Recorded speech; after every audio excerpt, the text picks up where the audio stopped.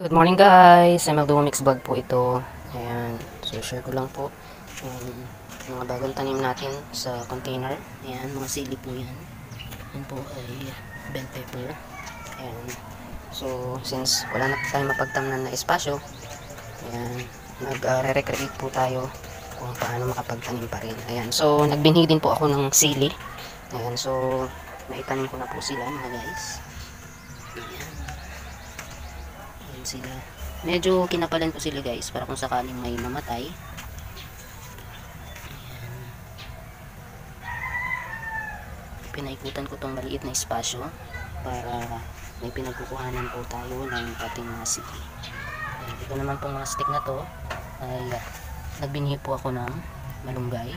Pinatutubo ako po ng dahon para siguradong buhay na pag nailipat. Ilalagay po ito sa bukid doon sa kung saan po kami nag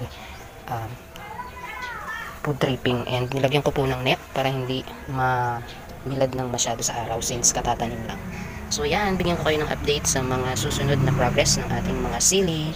Ayan, so siling ano po ito, siling labuyo na mahaba-haba, so yung maaanghang po. Ayan, thank you po.